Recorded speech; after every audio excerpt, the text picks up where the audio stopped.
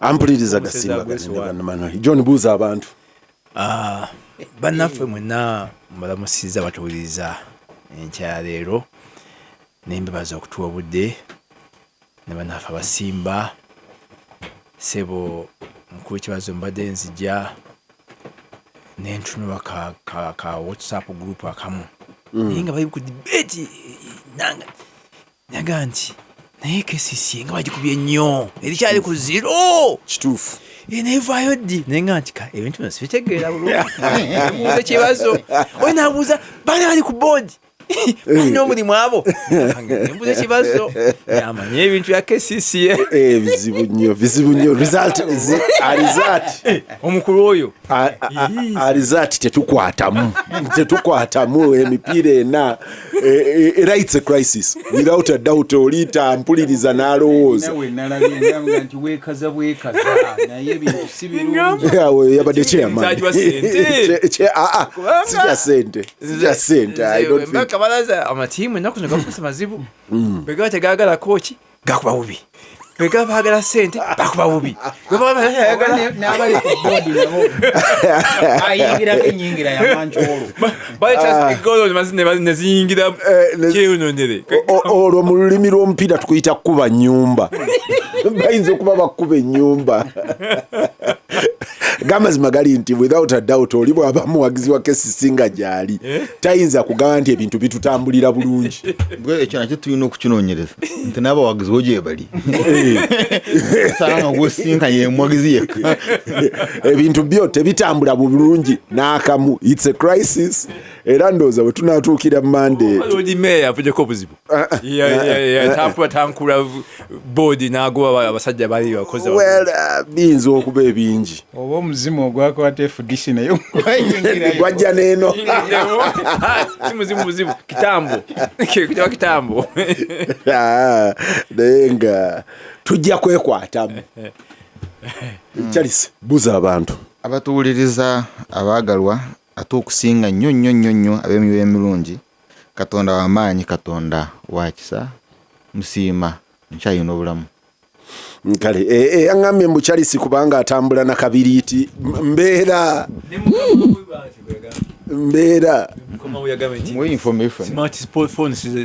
muwe information nti eno sikabiriitsewo kino eno kabiriitsewo Haruna buuza abantu njagala kulamusa ku batuwuliriza yonna n'abawuliriza abaffe feedback eyo gyeri mukulu kibazo nasanga omu ku bawuliriza abaffe n'angamba waye nkola dogo shampo naye kibazo oyo manya ayina embwa bw'oba omulabyeko mugambe naye muwuliriza nnyo kibazo bagiziva wala Germany South Africa n'eŋŋamba wange obubaka nja kubutuusa naye ebyembwa nze sibitegeera waye dog shampoo we ali certified bitegeera bulungi abamu bamanyi okukola ebintu ne bikunkumula embwa ebyoya byonna ne bigwako mubigula mu byegendereza alabika ndowooza simanyi munaakwa yayina embwa naye yansobera ate musajja musiraamu yayina embwa we need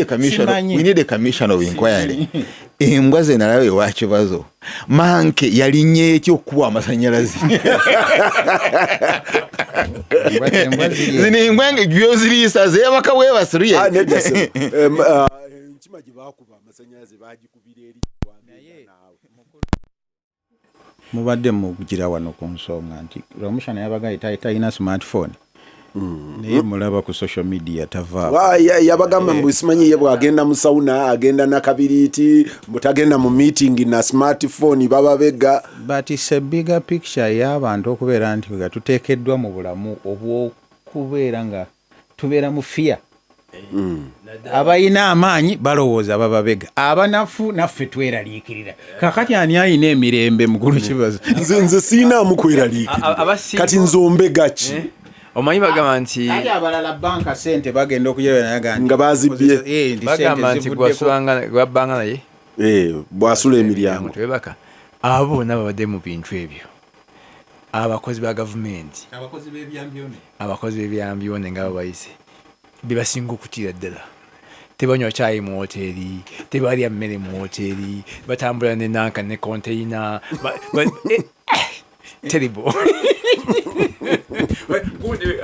Jeno sajo haga nti Musa House sumbusa bajja nazo mu nsawo ensi y'ekibi tobeeranga na value ugwena olwebyalo bwogendayo n'omwana nga wamuzaala nga abana basinya tu abogera oluzunguzungu akaana ko kepanka kugera oluzunguzungu bwokaleka bakawe obutwanga wawembwa so alona amawulire mangu nnyo omukulu kibazo wiiki ewaddemu ebintu ebiwera naye nga sinatandika mawulire badde ntunuulira esenamba si esenamba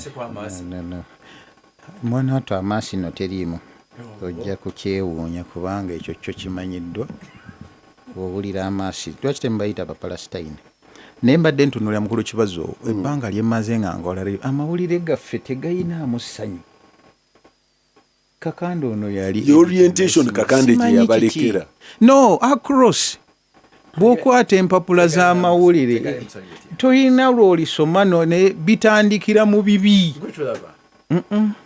amawulire gajjudde ensimbi zibawaayo eza pdm ensimbi zifuluuja buluuzi noga ntegale musanyu kati ate weewuunye prime minister yavudde ibanda ne eza pdm oba oziraba era zitandikira anti linda zitandikira erindi bazibbye amawulire gye gava tolabawo nti wayi angoka n'abiza ayagala okulaba zeezo pdm nti wana ab'enakaseke babadde bakola ki sebo kanaabi jo nabadde ndaba story nga president alaunchinga Kira Motors yakoze ka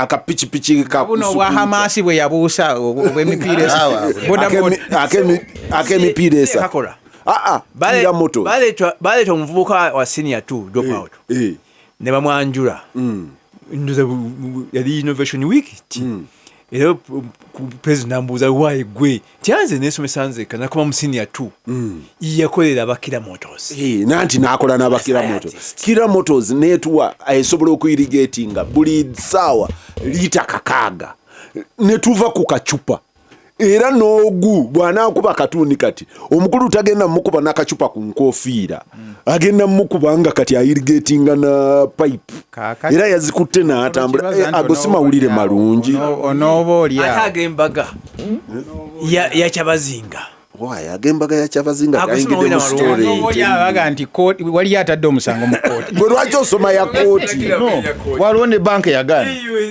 atwala eriva naye mukolo naye ruma barona gisoma kamba wegenda bye mu wiiki nga sente ziyite ku akawunti ndala nga ziba mu banka mukolo kibazo kamba wegadde mu wiiki tutandikire ku bibuzo by'abaana ebya UNEB nze ndi wa mwenemu abo bonna aboogera tebayina batandise ebibuuzo omukulu kibazo naye era nabyo ogenza okulanga mulimu babadde bakola ebyeffujjo malpractices byamawulire amalungi abaana babadde bakola ebibuuzo bya senior 4 oli n'agenda n'avaamu n'agenda azaala bamugambye akomewo akola ebibuuzo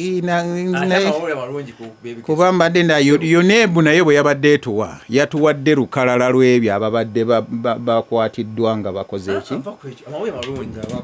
nti ne bwoba tosasudde ssente ng'oli muzadde tibagana mwana wo kwa bibuuzo era bedmaster bangi bakutte abadde bagezaako ng'okolera mu ssomero lyange musomero gonna private ne public n'ekyo UNEB kyebeekola ekole private centers nze we nasomera waalingawo private centers eza UNEB abaana abatasobola kusasula school fees mu Kakande secondary school ng'agenda n'asasula ku KCC yayina sente ekibuli yayina sente erugogo ng'abo bakola nga ba private candidate naye bw'ojja n'okozesa amazzi ga rw'omushana n'okozesa amasanyalaze ga rw'omushana n'okozesa services ze abasomesa be ne bakusomesa n'abasasula omusaala ate gwe n'ogaa nti nze nja kukuuna bukuunyi ng'ekugamba mbuulira ba candidate bo abatasasulanga bwe tunaatuuka okufulumya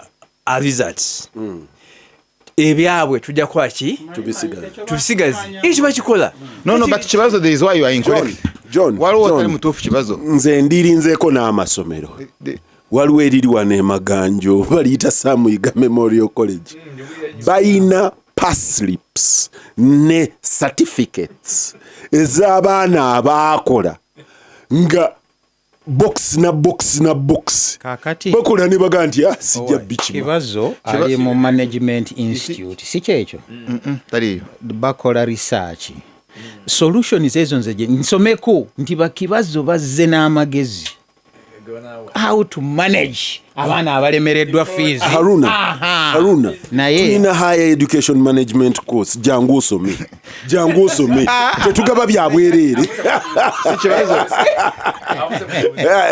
kyasa abadde alina kyagamba amasomero gonna we bakolera ebigezo ebya UNEB centers so bwe somero lyeriryo but you are a UNEB center naye goba waba customer this is a board.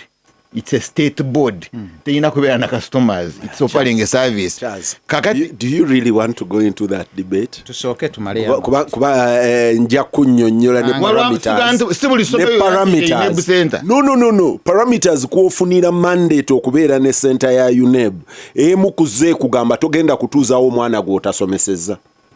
Kyekisooka abaana abo balina okubanga bayizibo nga wabasomesa olina okubeera ne laboratories olina okubeera ne bino requirements ze gundi zonna z'essomero nti bino byonna obikola nkuwe ssente otuulizeeko abaana b'osomesezza. But the center belongs to UNEB. Wensobola okukanya naawe nti yo UNEB bwe bakyajinga abaana abo ekkiriza abatanasasula okukola ebibuuzo inayo begamba nti wasasuddeko 5 ku 10 registration jangu ogireyo no ekibuuzo ekyangu nti UNEB ewola tubuuze sekuritale waayo kuba nayo tewola egandi bonawe bwoba tonnasasula zaffe tetukubaliddeemu mu abo betugenda okukola ki naye Hassan Turabi egamba nti togoba abaana police ya government egandi omwana atuule era head teacher wange wa Hassan Turabi n'amala amugana atuule as long as asala UNEB lwaki yo UNEB tetuwola lwaki UNEB eyagala amasomero ge gabawola yo tewola mugende musako aba US kana bya amawulire obudde bwaffe naye mwe mwapakinze kuba nalese ensonga ne bakwatako ate kibazo ndaba ali passionate nnyo kuyo naye nga abaagala okumanya ebyokumanaginga amasomero jangu buzi tukusomese tubadde mu wiiki ya government by the way ayinza okuba nga yagala abaana basomereyo ya government bangamba tebalina na bifo weekend era mu nsonga y'ebyenjigiriza mbadde mu universities deadline esembedde twayinako ensonga ya expired courses nebaga nti bonna abasinga universities ezimu tezinnaba kumalayo so twolekedde okubeera nga courses ezo babaga nti bwe batawaayo reviews zijja kufuuka ki National Council for Higher Education bakkiriziganya mugati bazifuule under review naye eri under review toward meeting abaana anti kati awe kiri mukulu kibazo parliament nayo ebaddemu ebyayo weekend tugimazeeko yatandikira ku kinyamatama zaake evuddeyo nedda ku kiwandiiko ekya gavumenti ekinyonyola lwaki ab'ebyobufuzi batulugunyizibwa egenza okumaliriza ngezze mu katambi kazanyibwe tekazanyibwa n'ababaka 5 nabo nga babadde suspended okumala gavumenti yadde ina okunyonyola lwaki ensonga ezimu zino zeze era mu bye yayogedde nalabye omukulu yali munna ola ne president atambula n'akomawo mpolampola naye ate ono era nammwe abatijja n'ebimulimba omuntu wange akomawo kati mwegendereze ndowooza mwali musinga okubikola era twagenza bava Makka mutwala amataali ku airport kati tulina okwegendereza ate what is okay oli yali akanga bagenda kukola 1 million match sebo twagenza okumaliriza ng'era ababaka bafulumye ndowooza muwanga n'atubuulira ensonga ssebo eza mbadde ndaba mawulire Mulago nga bagigamba mbu ekwatirayo abantu abatannaba kusasula Mulago Specialized Women National Hospital ssebo nga baga nti tebannaba kuwa ssente naye mu ngeri y'emu ne minisitule nayo neega nti abasawo abakugu baabongeza okuva ku miliyoni 6 ne batuusa 12 naye era tebabeerayo mu malwaliro kati beebuuza kiki ekireeta ensonga eyo era ne bateekawo bagenda kuteekawo standard performance assessment balabe mu theatre bwe bakeberayo waakasala abalwadde bameka mu wiiki n'ensonga tebaliiwo nate specialist kasita abeera ne bano baatendesi ye n'ababuulira cases ze zibeera za njawulo nnyo ezimu requiring okugenda ku kitanda okusala tekinologi ebintu abigonzezza naye kakande g'amazima gali nti nabo beebuzaabuza mu story eyo kanjogere ku tekinologi bagaga nti ba interns abaana abakola abasoma obusawo nti babeerawo bwe bafuna obuzibu ne baweereza ku WhatsApp naye n'abaddamu kati awo ku lw'omukaaga najja n'agamba ensonga eri yaliwo naye wali ekyo kyaggwa awo ne bayitawo and if something went wrong nga wagenze dda gwe oli mumochari wabaddewo ensonga eya ebyokwerinda abatuwarisiti bambi babiri ne dereva wayo Katwe kyabawo Kaseese basangiddwa nga battiddwa n'emmotoka mwe baali ng'eyokeddwa ne dereva n'afiiramu era mu ngeri y'emu ne tufuna ensonga za bbomu ebutambala nti zaali zijjidde mu mizindaalo wiiki y'emu abagambibwa okuba nti be baakuba zipoliisi omuzindaalo gwalugenda kukiteekako be baakuba poliisi nabo baaleeteddwa mu kkooti naye mbadde ensoma ngenza okwezuula nga amanya agasinga Abdallah Amisi ani nabo ne batwalibwa muko naye ne president n'akakasa abantu n'abalambuzi nti temweraliikirira security weeri era abaagala okujja okulambula muwanga Kivumbi maaso n'okulambula Kabaka wa Lwenzululu baba naye yazzeeyo ne bajaganya omusinga n'abe Mbale Bugisu nabo ne bateekako omukuuka mu ngeri y'emusebera kkooti nayo musango gwa Nagirinya abaagubaddemu yagubasingisizza ate n'ogwamagala omukikwalo oyo eyattibwa naye mu ngeri embi ennyo nagwo gwatandise okuwulirwa mu wiiki eno. Namirembe nayo bataddewo akakiiko si kyekyoka naye bamuyita accused number 1 omuwawaabirwa number 1 omukulu gw'abadde ayogerako nnyo yakubye ne president munne South Africa kumukomya awo baga nti wali bunyisa wakakolyo kakande wakakolyo ntojagala lowooze ntalina musango wakibazo okubisoma naye state attorney at any stage of the case gye bayita nole prosecute ng'alaba tegeeza nti accused number 1 omusango gumugiddwako twali evidence ng'ate bagamba nti yali akuta omudidi ekitegeeza accused number 2 ali atya kyotegeeza kyawo ba accused number eziddako ono kayagala kutoyeta professor nanga ono yakola ku byabesiki the levels of innocence professor Kiduma Kubya the levels of innocence bw'olaba nga number 1 talina musango kati ekitegeeza number 4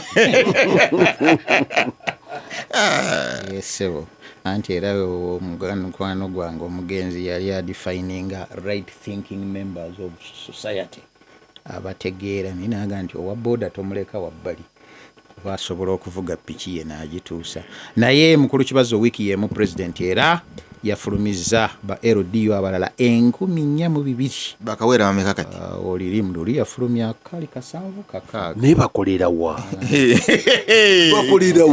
kubanze ku kyalo kw'embeera nali mmanyi bapatrollinga bakola kisibala they are local kubanga mwami Kaihura yayina ba crime preventers million meka million 3 ezaba crime preventers oba basaanuuka busaanuusi oba bakola batya simanyi gye baala nga nekisembayo mukulu kibazo oba kakanda ayina amalala galabye mu wiiki jjajja mukyala again naye si musanyufu ku bintu by'okwagala okugema abaana by'ekizaala ggumba abali wakati w'emyaka 15 n'25 ngamba ensonga eyo naye tagisemba bulungi.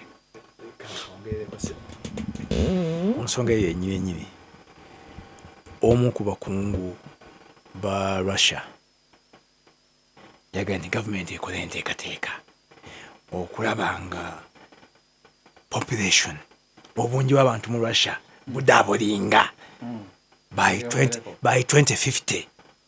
Kati wewuunya Uganda okuba nti eyagala kuwa abaana bato empeke ezigema okuzaala eza family planning ate na family ensonga gye bawa gamba mugiyita teenage pregnancy abaana abafuna embuto nga bakyali kakati obwana obwo tebugenda mu biri ebyempisa embi olwokuba buti okufuna embuto kakati gwe buwa assurance tebujja kufuna mbuto olabe yabadde ensonga ya jjajja mukyala ya Uganda ligamba nti abaana abo tebayi supposed kugenda eyo bagita defilement no environment gwa ine nankandi batugure iheya tugenda ku bwana obwo ate bo tebina dembe kola consent age ya myaka 18. yes precise. Ampuliriza Gasimbagane ne bannamawulire Radio Simba Haruna Kanabi Charles Romshana John Kakande Mwanga Kivumbi akyawagamidde mu mmotoka charya breakfast omugamba nga aliita y'abangi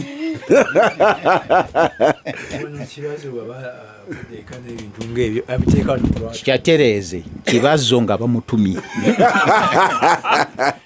kyogamba nti omukulu mwanga tebamutuma Chwanda bado raising ekikulu wano batuwa breakfast bagenda kutuleetera ejja lwaki tali yaffe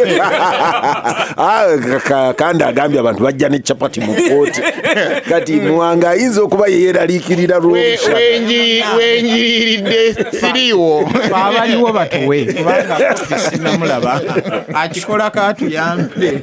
Ampuliriza Gasimbagane ne bannamawulire ono ku Radio Simba Peter Kibazo mu studios gikwanjulira John Kakande Haruna Kanabi Charles Romshana.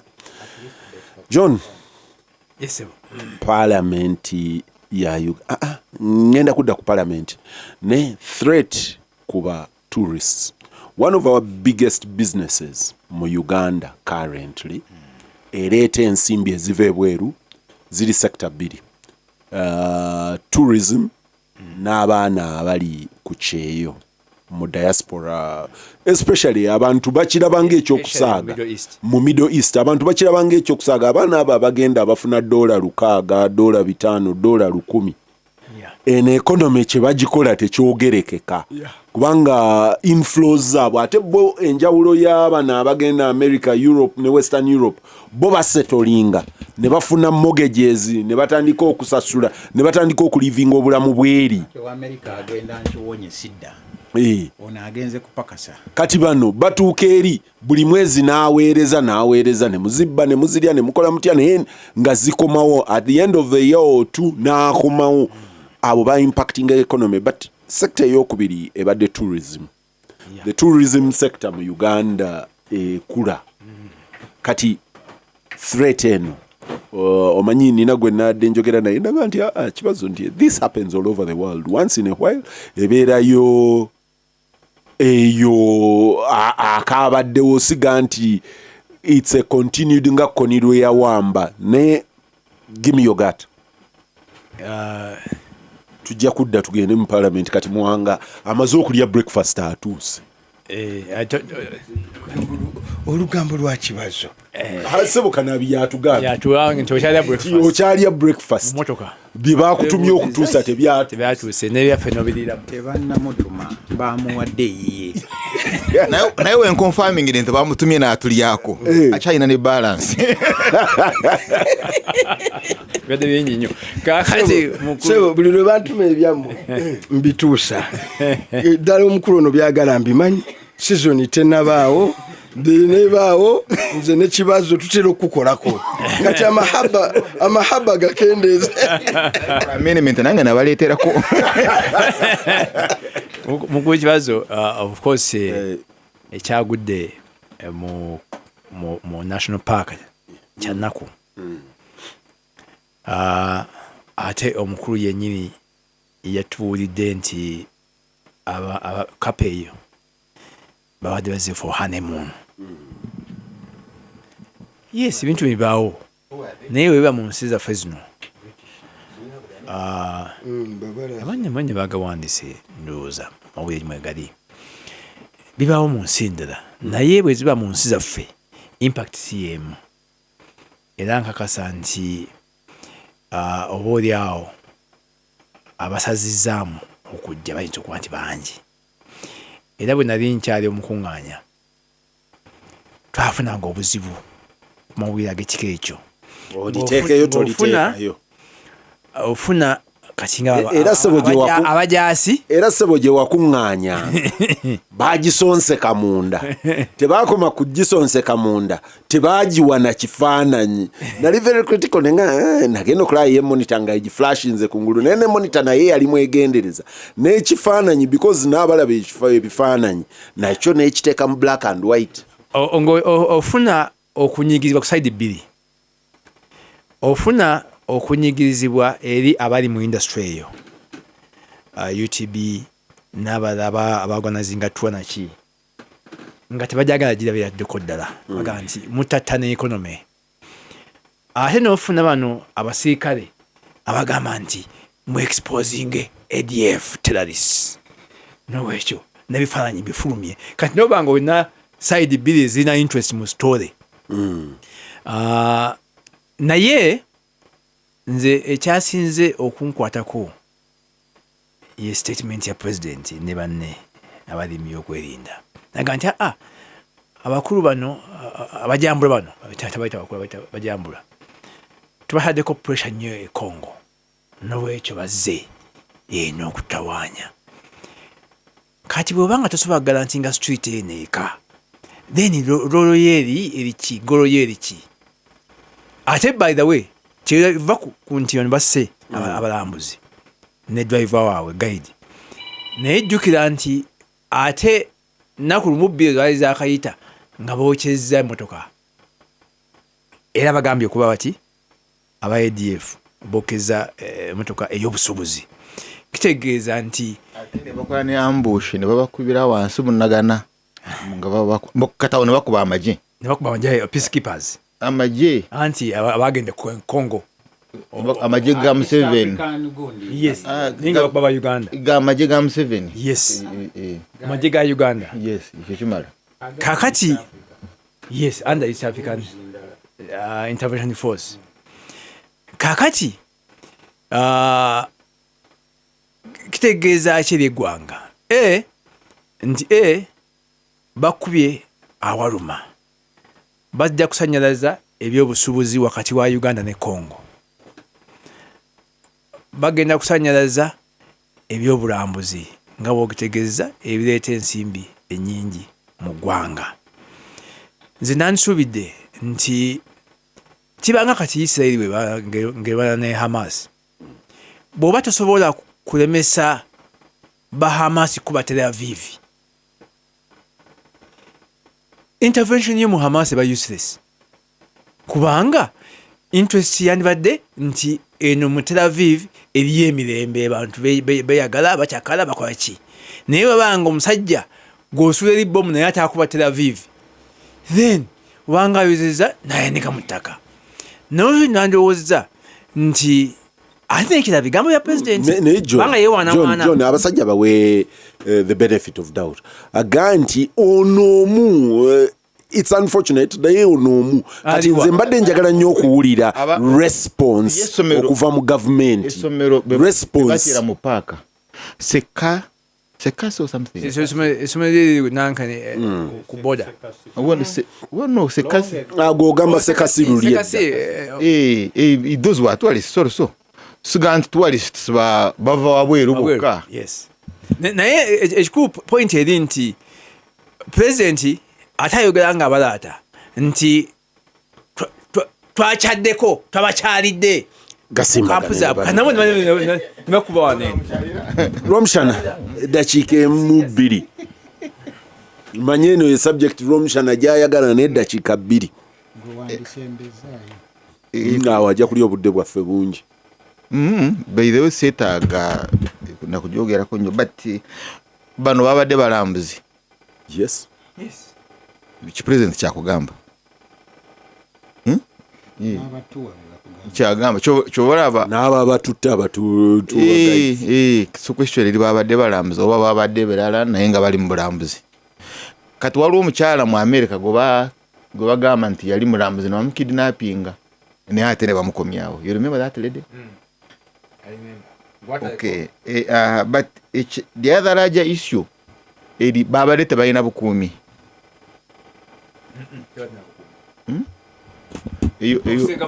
Eyo paaka ina abasirikale baayo yuwa bali ku same level n'amagye literally same level ne police engeri gyaba traininga and they have very good equipment.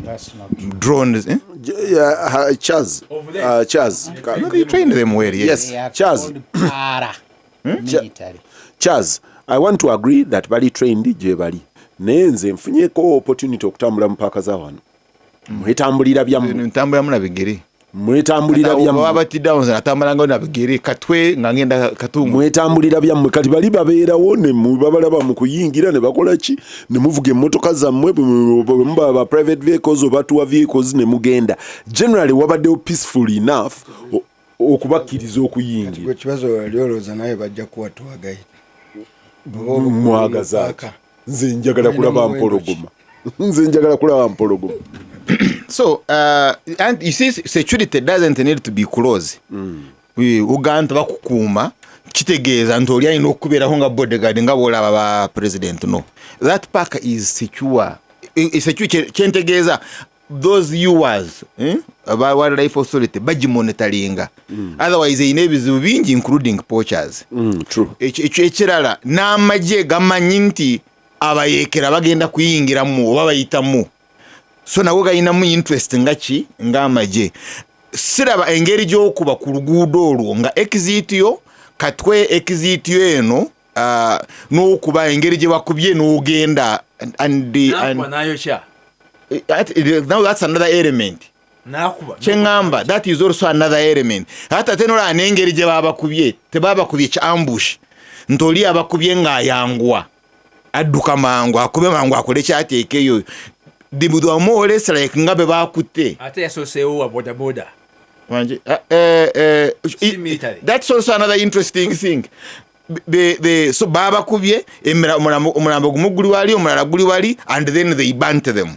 Now katinyagala ogenda wetegereze ogwo ne bwekyo moloka genda wetegereze omuliro gwayokyeze moloka eyo ogwe muliro gwa mugwe manyidde ogwenko gwa sauna ogwoche moloka n'ekyuma nekifuuka ash. So stories nyingi nnyo. I mean the story is a complex story. What are you saying? Bobosazeewo okutubuulira gwe nga president nemukozesa olulimi lwakakandi. Give us the facts tubuulire, let's know. Then gwe signature ADF gye yaleseewo yeeriwa. It's not enough to assume tarakubyeri then ne bajja ne balekawo zirwenshameyo oba ne balekawo eri ne bajja wano that they are running away. You move a unit of 12 or 10 mu unit ngogitambuza mu park and you are not monitored, then temuliwo, you are not there. So the president should give us a statement.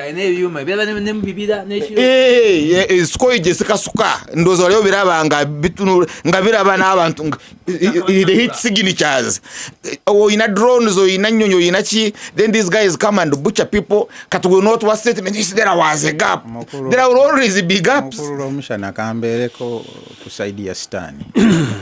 That's even worse.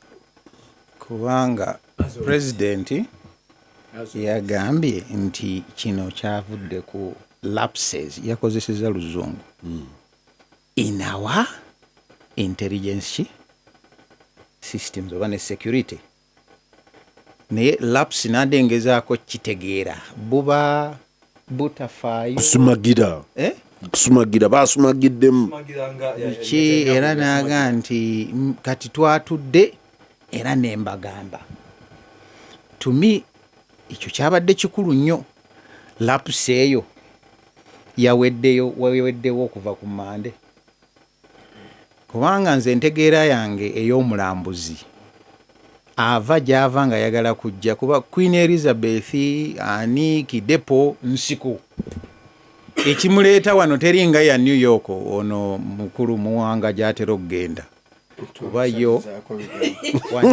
ogendangayo mbadde mmanyi owagendayo kuba yo batuwalisiti baayo babalambuza eno yali industry ya sukaali neggalawo muyita mu bibuga agenda kulambula nti naye ente yazisanga mu Bawarabu ey'e Uganda omulambuzi oyo kibazo gwe twogerako tayagala na kumuliraana ng'olina n'emmundu ayagala kuyingira eri alabe ensolo abamu wano twafunako incident enjovu eyalinnya omuyindi nga yalowooza nti bwe yajja eno ezeewaabwe ze yali alaba eri nti neeno osobola ogisemberera n'ekola ki n'agikwatako mbuzi za kale ewaffe enjovu yonna bye yakola omuyindi amulinnya bulinnya teyamukubisa kanankani kayo yamulinnya n'emuziika era uwa yalina okuleeta helicopter to scare it omulambo bagenda okugira nga gonna egukoze eki egulinnye oyo ye mulambuzi gwe twogerako ayagala eddembe eryo ery'okubeera nti atuuke ne mu nsiko bw'aba alaba nkima agyetegereze kati k'omugamba nti waliwo lapsi ng'oba omaze omuga nti oli ku lulwo assurance yonna gye tumuwa no gwe abadde ogamba nti president yadaza naye yakkiriza nti waliwo okusumagiramu kati ono omulambuzi waffe ow'e Uganda kubanga kibazo gwe bw'oba ogenze oba otera okugendayo ogenda ne famire yo era ne muvuga ne muyingira mu nsiko eyo w'amakubo gali eyo mulimu guno omuti simanyi gukola bwe guti ndiki kati ebyo byonna ate teweetaaga wammundu kubeera wano saagala kagala oyagala dde naye kiri buli lwe kinaakujja mu bwongo nti waliwo lapsi awo wabeerawo obuzibu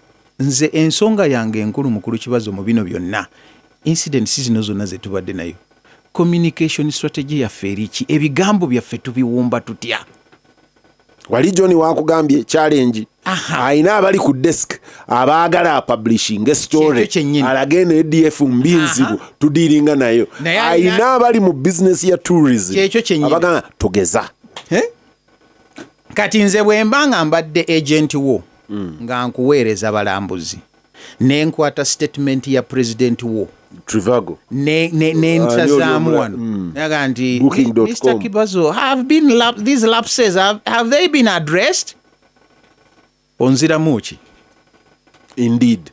indeed kuba kati awo Mwanga nze point yange sagala kubanyumiza mboozi byabaddewo kubanga ebyo ku various forum birabi wano tubaddewo ng'eggwanga ino mu ngeri emu oba endala question eri nti awe tugenda okuwangaalira era tuvaawo tutya a big question twatuukawo tutya tumanyi bye twatuukawo so newe tuli ne tubaddewo okumala kati emyaka 23 nga bityo bwe tutambula issue ya instability by the teri wano wokka Kenya eno waggulu eno northern Kenya waliwo a very big war mbadde ndaba minister waabwe mwagala nnyo Kindiki is an interesting man engeri gyakolamu ebintu bye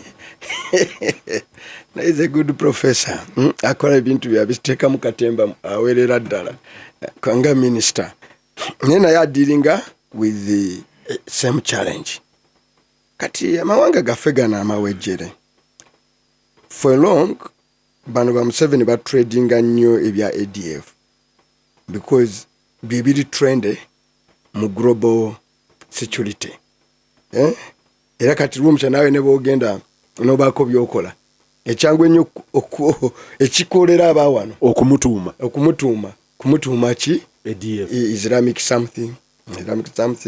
One, bafuna sympathy, bafuna free equipment, baba tolerating. No, bibakolera. And interesting, nga bagala buyambi ate bagenda mu basiramu. Even n'okulwanisa ADFA waba yagala sente yagenda mu bagenda zikata. Batuka wano na scandalizing okamala. Nagamba nayaga kulowozesa nti buli musiramu bwe bityo bibiri baddeko n'ekibibi ewaffe. Kakati atugambye wamwe mwabadde mu kuba kanisa. Ffe twagala singa kanisa ogimanyi n'ebintu bireke. Gye baga. Eyina emizindalo. Kanisa eri okay tubireke. Tusaga genda mu security matters leero. Kakati it started to save na Uganda to take a pressure. Kubana bona aba intelligence ne lapses zaabwe. Batandikeko another way. Bebanga ADF yetu kuba. Jamiru mukulu ali wana. Luzira. Bamu rehabilitating akozese network ye. Ayogere n'abantu. Atuke n'abantu be. Kubanga bana bagambo be eliminating kati batutte n'emizinga eyo. Naye be bagendeyo bano badde eno. Kubanga kone bamukuba ne bamutwala mu Central African Republic. Naggwerayo. Okay? Fokene yaggwerayo. Kitereza bannaddiini beetaba mu Northern Uganda era oba ojjukira ne bateekawo n'ebifo we bakuŋŋaanira abasajja ne batambula ne bakola ki ne bava mu Northern Uganda nga bannaddiini mwebali ensonga eyo Imam Kasozi mu kuziika kyanjo yagireeta essaawa tetuuse bwebanga ddala abantu abe bali ate mubagamba baffe ffe tuli beetegefu naffe okwetabamu tugende. Salamu alaikum. Baganda baffe kiki tutandike kuki ekyo mukikkiriza ndowooza lyekkubo lyoganda essaawa tetuuse. Yes. Imam yatugamba buziika obuzibu bwebyo tebitrending eri mu bazungu bono baganti yaga nti atutucha naye na America gye mulaba Trump wanonga agenda okuvaako obutalabani bwali mu America banabani bamulaoma bali mu America katange ekola omulimu otegedde kakati era ne boogera abatalibani ne babawa ensi yaabwe era abatalibani bali ne basaba nti abazungu mwategedde ekisingako bino busajja mbuleke. Who can I respond that? Because I'm not raising any kareke ngachali IGP. Bona what you would call the moderates. Abakiririza mu kuteesa abali mu buyeekera ne bakomawo babatidde wano. So question eri nti babatidde wano on our streets or abawano tebabakuuma. Onna yakubako nabali nabo ne bakola ki ne bakubako. So kate kyasigala kiri nti bali wabawa message those who are moderates abagala ebyokuteesa waba najja wano bajja kufa. So the only way out is kulwana mpaka kufa. So kwegamba buli general manyi bano ba general bennaku zino tebamanyi nti general omu asinga obulungi oyo yawangula olutalo nga talulwanye. Ye best general si yona agenda n'amala okuttayo abajasi n'aleka abafudde. General asinga twaga tuyigirize Museveni nti Saabalwanyi asinga obulungi yaleeta emirembe n'atatta abantu. Nolwekyo ekyo nakyo tukigendeko manyi bano bakibazo bali sentiment about it naye tawa tetusetandika okuteeka pressure ku government nti awo tubaddewo kichwamba mukolamu ka interview katono the whole region yona for how long are we going to ensure kubeera mu mbeera eyo. So of course bayinza okutulowoozesa nti kati fe abajja ne tugamba nti twagala kuteekawo pressure government public argument nti kuteesa tulinga abalegitimizing actions ziri. Not at all. Tukugamba nti newe tutakikola era olemereddwa obadde neliwe notusaba special budget netukugulira equipment yonna uwo yejolabako anti zedi jembani uwo yejolabako ku budget ya emyaka guli yafuna ne classified budget ngegenda netuba okugula drone okugula night vision equipment tulabe twagala okugula nga mwene abolugezigezi tembikoze eki temubirabye. So the wildlife fund nga bwolaba road fund nabo bayina eyaabwe the wildlife fund. So temujja kugenda kulopa ne tuba buli kimu, but at the end of the day mu nsi yaffe eno nga bweri nga ne boda ya Karamoja wali mu Turukana abantu baveri ne bajja ne bare olaba abantu barayidinga ante ne bagenda nazo oli nakuba ente bisatu mu Uganda yammwe kati mulimu ebintu kiralo kiramba oli nakuba ekiralo nakisambuza kilometers amakumi aga ana nakisaza boda kati golowooza nti atona ali mu nsiko so Charles ensi yamwe njaga utegere timukyali primitive ebimu temubisobola oba oli akyagoba eggana ndajja naligoba omanye okudigoba eno mubalango olituuse olitambuze naye kati bw'obeerawo ze story n'ozikiriza nti story ze ntuufu nti abantu bajja ne babba ente kyekizibu ekiri e Karamoja otherwise bwe bazibba eyo nabazitwalawa bazitwala mu South Sudan aba South Sudan batusinga n'ente katuzikirize nga be bazitugambye ye layini ya muwanga gyagamba bagujja n'otugamba nti batugabye amagana n'amagana bulimba ekintu teyo kukomya ki kukomya kunyaga nte sirowooza nti ekigambo kituufu kiri primitive naye kitegeeza nti enteekateeka yonna gy'okoze abantu bonna bowadde assignment okukola emirimu egyo tebagiriiko bo babivaako bali ku byabwe mu busuubuzi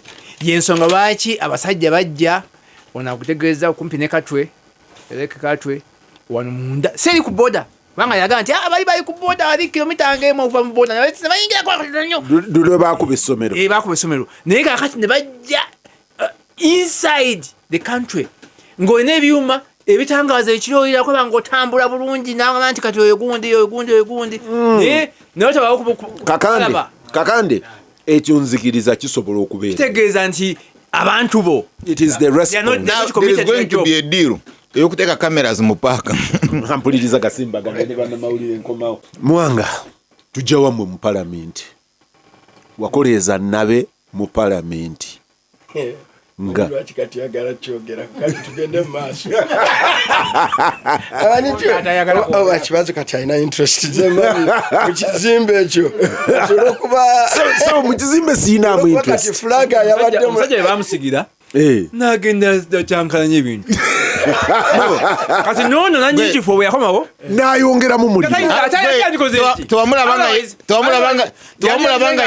tewamulabanga yeyanjula I am the acting rope otherwise rope yenyini yandibadde so weak bwe yandika olinza ofu akavuyo mukulu Mwanga era atandise kati ntegeera lwaki abakulembeze bavaawo oluusi ayinza okusalawo obuyinza obutabulekera muntu osanga ono mu ddakiika zabaddewo atadde akabiri oleka ne memorandum nga naawe ng'omuwa obuyinza olina byoleka ku memorandum nti ŋŋenze bino wammanga byokolangako bwe mba siriiwo singa kino kyarayizinga munoonye nja kubeera ku ssimu namba gundi ne Mwanga jokes aside bwe wali egirope for the window period it was 2 hours session eyo Mwanga ya leading a strike mu parliament my gut always is to achieve what he is the one who even deployed the weapons because go akamuwa kati ekyo bwe kiggwa since then kwawe natukira last week wano kushonga nti ekyo tukireke ekyawedde ne since then kiganye okusetolinga parliament bagikoleeza lwenasembye y'okulaba era nga bazze okudiscussinga statement mukulu Muhoozi yani David Muhoozi General David Muhoozi he comes off as a very decent calm man, very cool nerves, veins of ice, abeera talabika nga gw'otakudde naye bwe yagenza okusubmitinga n'entunuulira oludda lw'abamuwanga on the lighter one Lopu bw'asubmitinga naga nti speaker naye n'asubmitinga nagenda okulaba nga Muwanga afubutuka gy'afutuse emisinde nga ndooza alaba kibatolokako naga nsebo speaker muno tubadde very specific tulina ebibuuzo bye tubuuza betwagala biddibwemu saagala kutuwugula era bagenza okumaliriza nga bali bweru. The point of contention now eri wanje of course abagobebwa akavuyo. Beyond that I'm looking at what is the strategy ono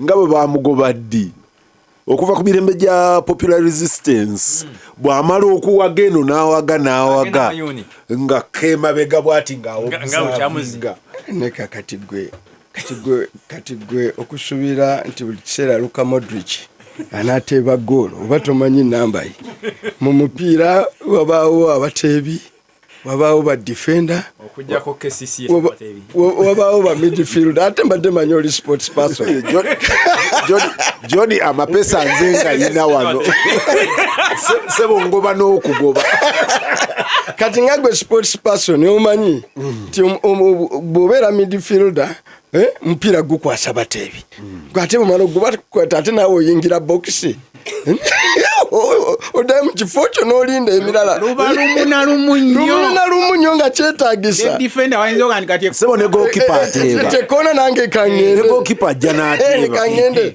sebo palamenti erina oludda oluteebi tulina omuteebi waffe ye Mathias Mpuuga Europe fena tuli bawutanye eno omupiira ne tugumuteera wali ng'ogwaffe gukoze eki betufuluma ebweru Bobi Wine bwe bitambula bwe bityo olulala tugenda Babesige abo bebateebi abadanyulako kiri nti gwokoleza n'odduka bategedde lulimi ate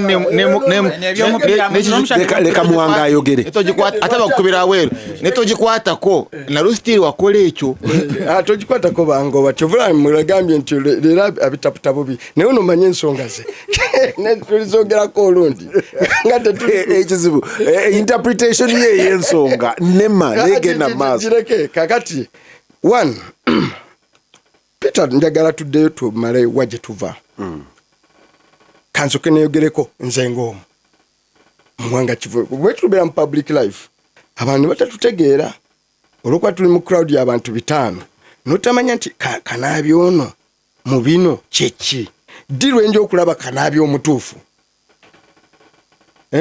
dirwenje okulaba Peter omulungi omutuufu so omulungi naye omutuufu nze nabafaanana nga nze by the way Peter tuli product ya pure public nze samala genda nenkola emirimu nenkuŋŋaanya ssente nengenda mu byobufuzi nagenda era sibiriimu nga kinyumo era sibiriimu because waliwo political calendar y'okulonda mali waliwo abamu nga wabaawo akalulu katuuse nange neesowoddeyo kandekewo gye nkola nzije nvuganye oyo n'atandikirawo ebyo ebyobufuzi basically era njagala oddeyo ng'osoma bulungi speeches zange ezisinze obulungi mu parliament nzikoze nga ndifendinga human rights era olanya yatuuka kufanga nti emu ku speech gyali awulidde etali yiye omanya neyiye gye yakola mu constitutional gundi one of the best eyolanya nga bamendinga constitution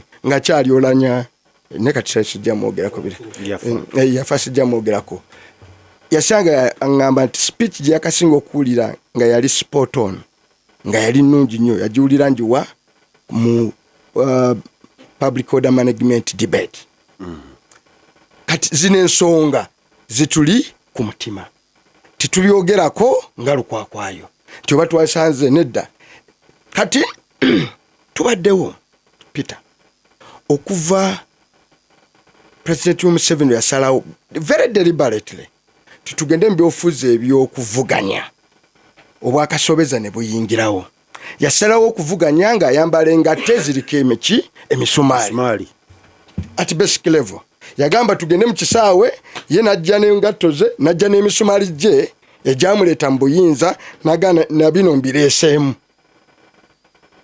kati obuzibu bwe tulina naye nti gwe tusamba naye engatto zeffe tulina bubezi ngatto zisamba mupiira gwa bulijjo ye mu kisaawe ayina sukulu ajja ne sukulu oba spike nasi spike ye misumari je ina spike zineze misinde mwe zineza mupira kati that's the bottom line kati bwajana nebibye byenanga bwafanana nabireta tusambe naye nga bwafanana kati nasalawo di lwasamba omupira na olusaze jamu na di lwasako ziri engato ze endala kati okuva kusemwogerere by the way kakande wali mu mawulire yatuuka erukungiri ojjukira emboko nekaba nga takkirizibwa olwabwala omushana bano jema Muhammad Kibirige sebo abamu kwaba abarumba semwogerere rukungiri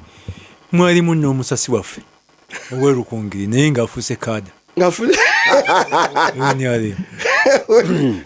yes kani tumusubire kuwandika story ali mukuba bana mukwaro kuba candidate kuba candidate simanyi Charles Serebi ali kudda kiwabwe yerukungiri nzina that time I was a senior delegate yes kati nze ngamba abantu temukikola because bomumutira wano tetugenda kuddeeri nenga waliyo what ngabakuba no I was there, I was present nze ngamba abantu don't do that and Kiza Besigye nampita mu Yujumo hotel and reprimanded me hashini okabo mu DP.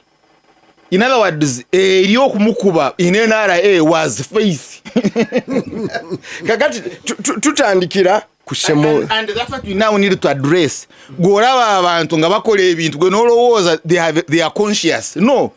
It is faith. It's chimuli munda chiri muri musayi baba kuba nga chimuli musayi. And chiri dewo buli omu mukwano gwange tumukunde mukalulwa ko kenyini nayimirira erugazi nagamba mwine ubururu twine empuntu jeno tumukunde ekyo teyakikola birigumu whatever yakikola birigumu yes betuva kusemoogerere njaga interesting struggle wevudde tutandika okgenda Dr. Kiza Besigye yaddamu kwesimbawo Dr. Besigye yaddamu kwesimbawo nga campaign extremely violent ne bakuba abantu ne bafa oluvannyuma lwa Besigye okwesimbawo abantu ne batwalibwa mu makomero abantu ne balondebwa ewaabwe of course tugenda netugowooza nti batusose kubalonda ku nuupu wano abantu ne balondebwa ewaabwe ne bataddayo kulabika people disappear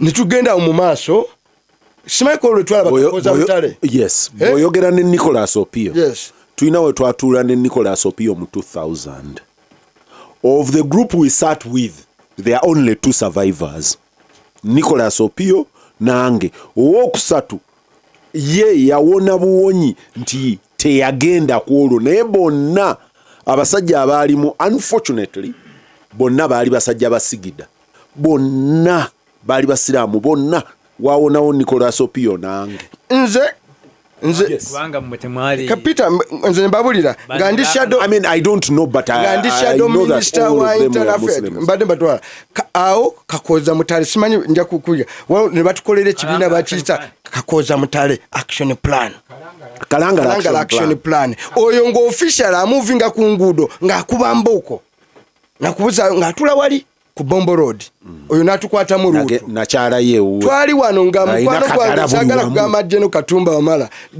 Wamala nga tuli Kampala wano olw'eggulo abantu ne bafubutuka ku poliisi awo nga bagita kibooko ki squad eyo yali Katumba yali Katumba biseera ebyo reading popular resistance mbimanyi nnyo n'ebitongole bino Bulu Katale n'abalala ye Masaka ne bakuba abantu ate nno bwe bakubye be mwalaba report ezimu ze tulina ezimu nze nazireyingane ku parliament nembalaga nti ono bamuta waliwo mochale report naye omulambo gwe tegulabikanga bino byetwogerako kubiteeka ku record on the floor of parliament nateekako record ez'abantu be basse nga waliwo mochale ki report naye nga emirambo tegirabikanga ne tugenda mu maaso ne bakuba abantu ne batta abantu njaga tugenda wano Buganda yekalakasa abantu ne bafa tetuvudda ne tugenda ku Kyagulanyi ne gubula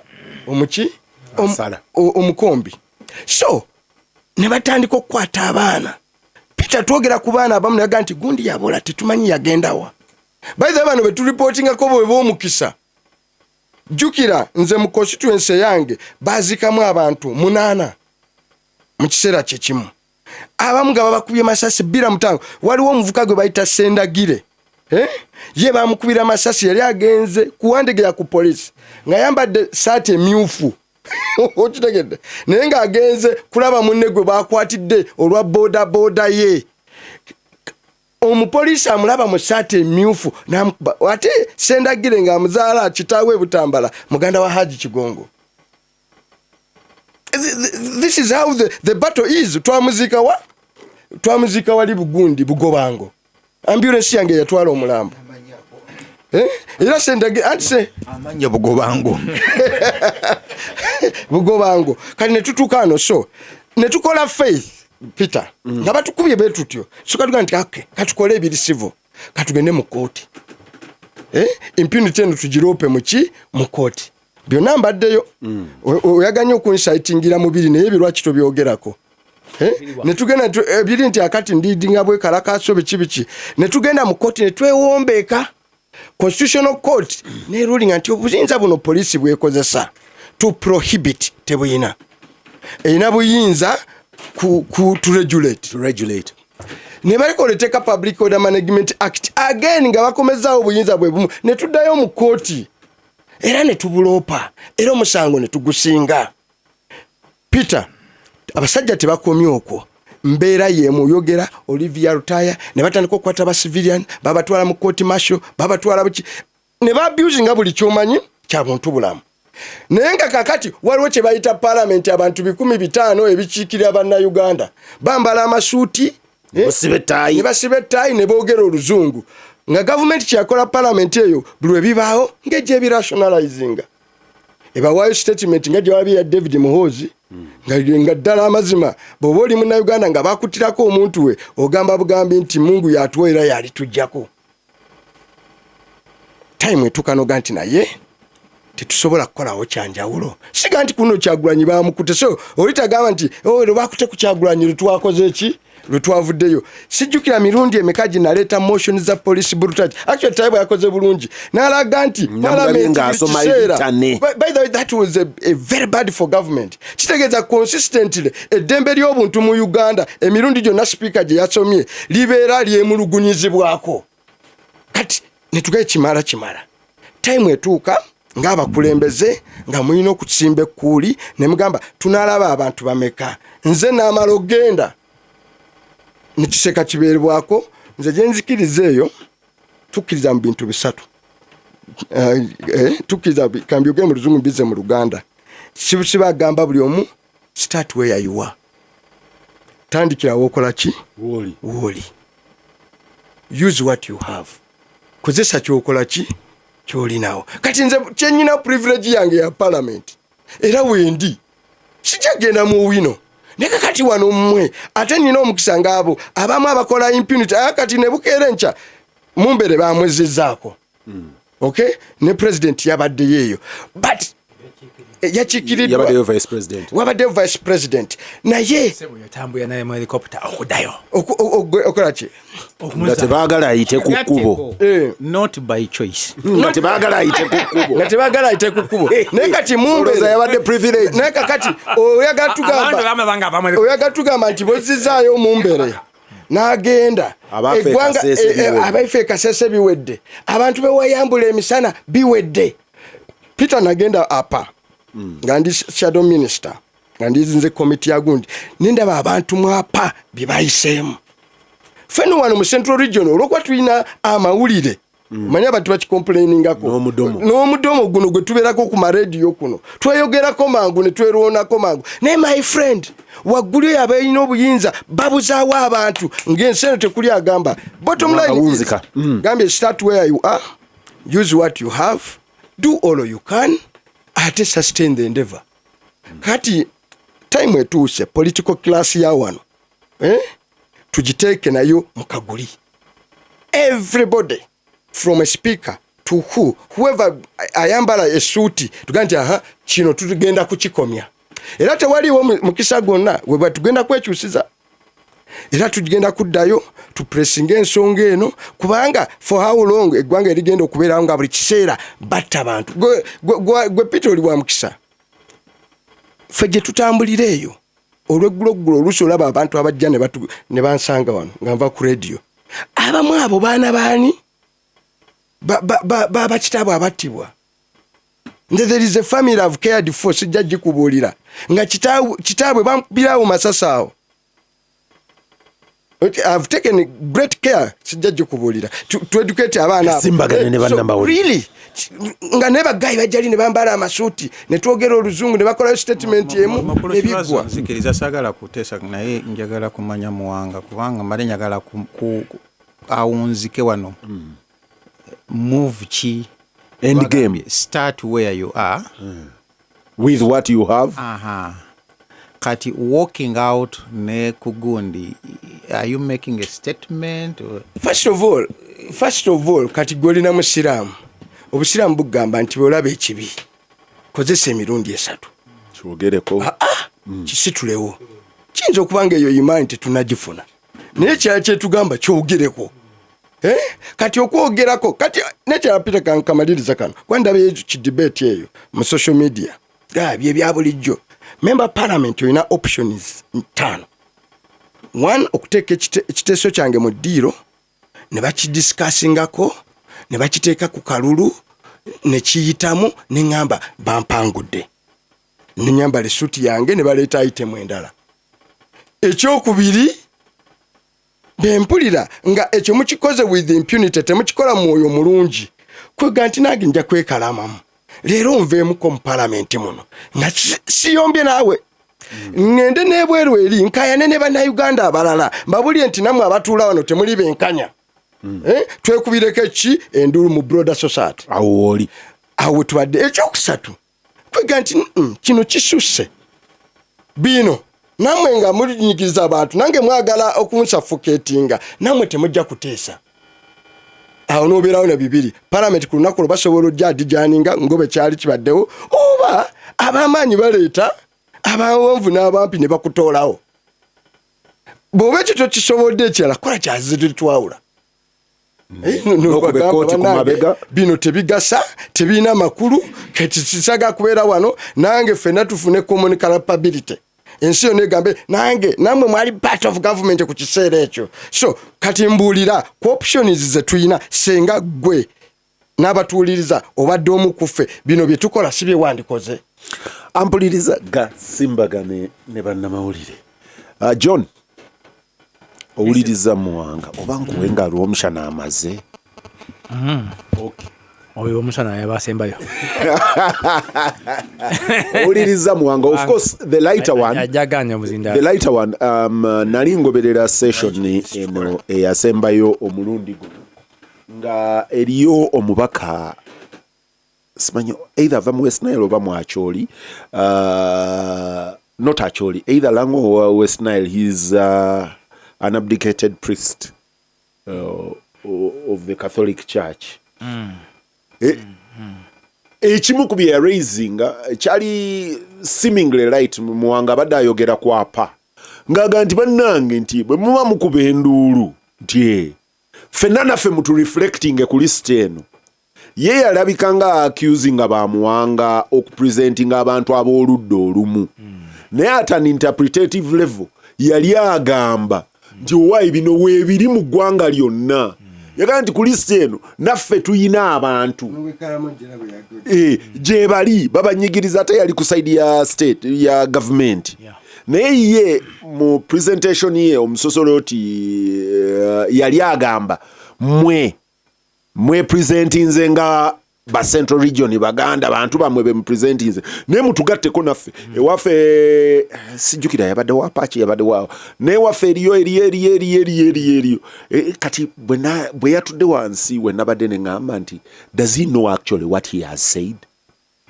He has said that these murders and abductions are democratic. Omutuufu oli Muwanga gwayogerako oyo ye yazze eri kyennyini ekimukwatako kyafu butuseeyo nga naye wayi nga naye waffe tuli bubi.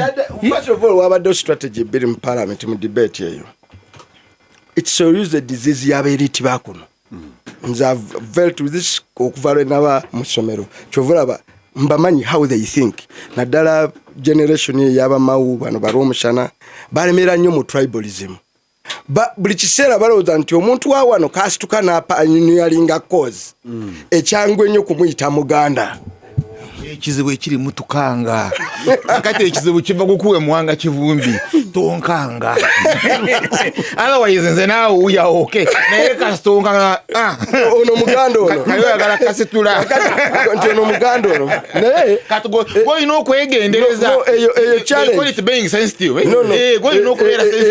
eyo challenge twagiri nayo mu politics ye Makerere nja kutegeeza nayo ne tugiwangula era ne kakati ndaba same thinking waliwo abagireeta nti bagenda kutuza mu politics mubagambe tugenda bawangulirayo mukulu kibazo ekisookera ddala bwe mpuliriza muwanga for 2 weeks now mbadde ngoberera parliament consistently nga njiraba nga bwe nva mu lwananda lw'e Gaza nga nkomawo wano bwe mpuliriza muwanga ate neneefumiitiriza ku bibaddeewo ku social media ne kuma radio ne ku TV nyingi nga waliwo disconnect nti fe abali ku ma radio ne ku TV ne ku social media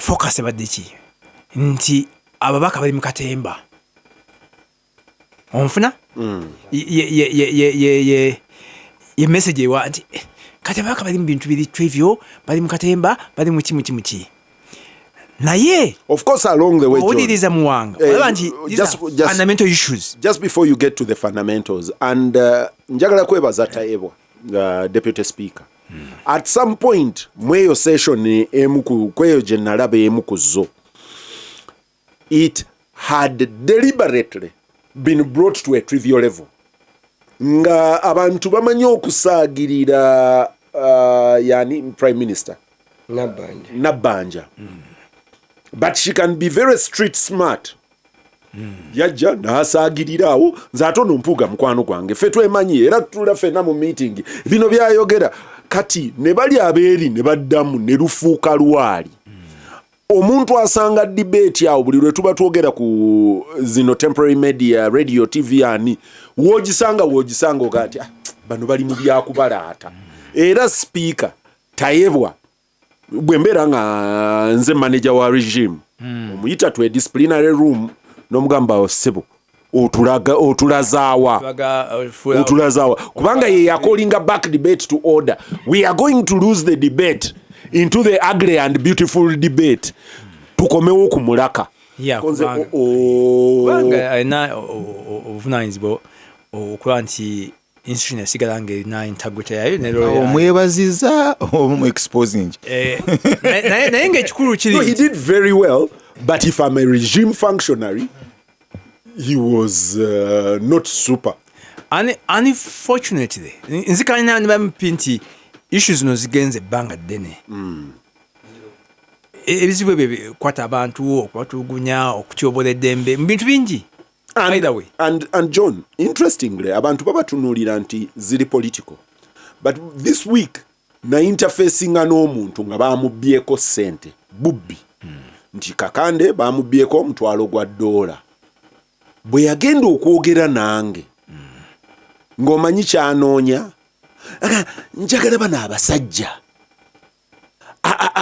Abakwata abantu abo aba drone bagende bamuntulugunyize bamujjemu enjala bakole ki ajja kuleeta ssente zange because oh my god so we are at this level so tuyina ababakutte at a political level but it has cascaded kituuse ku level abanja olw'ekibanja abanja olwaki because the state has blessed it kubanga hoyagenda mu kooti owabe omusango guveeyo mangu. Recently I woke same omuvubuka omu yanyumiza nga bamubaka esimu yali agitute wabadde otuuse nti kiruddewo nnyo bibadde bigana maaso very good tabakudayivatinga naye issue injustice eri mu society muno eri overwhelming. Can quick example is simple for the ordinary person. Waliwo omuvubuka omu nnaku zino yatwala esimu ye eri omuntu agicharging somebody who operates a charging business oli naga nti bagimubyeko kacho nagenda ku erosi nemusinga police yamugamba ki police nemugamba twagala emitwalo 2 okugulawo file twagalayo n'emirala 5 transport waffe agenda amukwate kati omuvubuka nannyonnyola issue nemugamba nti omanyi nti gwokoze ripooti ku poliisi nti kati emitwalo 7 bajagala ate olina garanti nti noli banamukwata tajja kuwa sente ate nigo noviiramu awo nolwekyo ekisingako kunoonya sente gulwa simu mpya info kyokusasula sente omutwalo 7 okugulawo formal case naye nga olaba injustice of course kubanga olwaje kumukwata no he became a danger because eri emitwalo 7 eyamba omupoliisi oyo okubaawo naye John ebyo byonna twalina Romshan ono nga banzimbye tugenze ku poliisi tumaze okulaba emmotoka weeri naki nga naye abapoliisi baagala kujejjako bwejja mangu egende gireti yamba ruyale give credit where it is due batayagala is don't deal with the system to investigate, you take your car. Bottom line that was my proposal naye ekikulu kiri nti omupoliisi yanabadde agende eka ku escortinga moloka because moloka yali nzibe you remember, so you are not supposed to drive it nga toyina mupoliisi and movement order kati nga gwo olina okumutransportinga because the station has no money. Bottom line nti injustice mu ggwanga no eri overwhelming. Ate kirabika nga abatukulembera of course nga kasanti bagimanyi naye tebafaayo kubanga ani abenefiting mu injustice.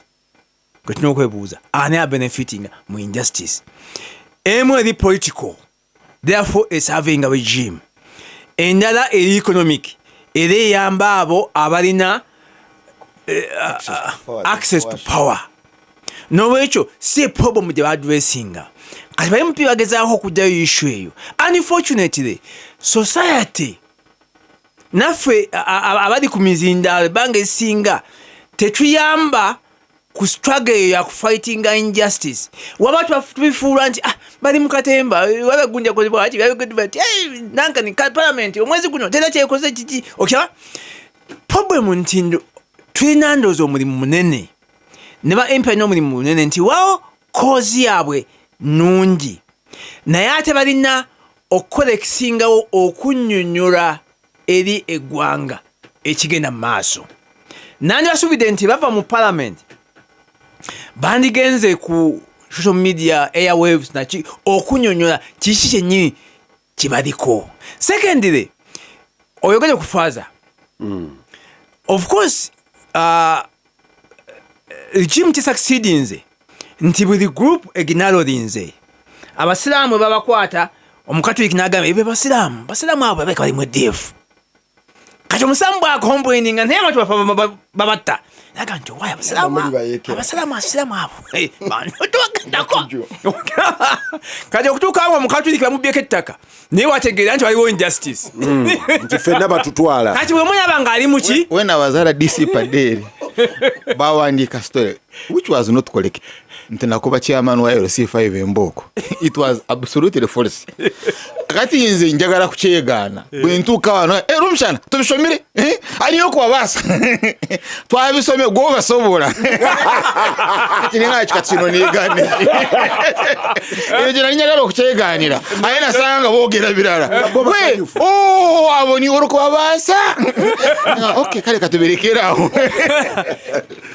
mukulu mwanga nti gwe okoze eki tandikira wooli awo ndo yaishu esinga obukulu nti ffenna tuli nti as long as si gwe oli affected tebikukwatako tobyogerako oyo abyogerako naga mu tabu oyo gumusinze kubanga abasajja aboogerayogera nnyo ebintu ebyanjawulo gavumenti anyikirako era by the way agamba yoga nti gavumenti ogyepankako Government ogyepankako.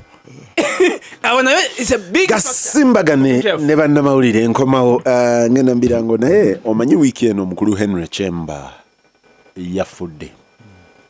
Henry Chemba nasoma ekitabo kye nga sinnamusinkana The State of Blood. A naive me nga ntunuulira gavumenti ya Amin the Beast ng'osomye ekitabo kya Henry Chemba. With the benefit of a lot more years, now developing a very critical nose. Phone Amin was very civil. I developed a very critical nose. Atene benefit y'okuwandiika abasajja bano beekoledde ettima bawandiise ebintu bingi ebyafaayo bw'osoma Pecos Kuteesa n'osoma Kyaligonza n'osoma Museveni yennyini n'osoma Ondoga Ori Amaza. Ekyomukyala sinnakisoma. Ekyo sinnakisoma. Tosobola kufuna the original book. Naye Miriam Matembe nakyo wakisoma? Waliwo eyawutama. Nakigula ne kigaana okutandika n'enkigaba.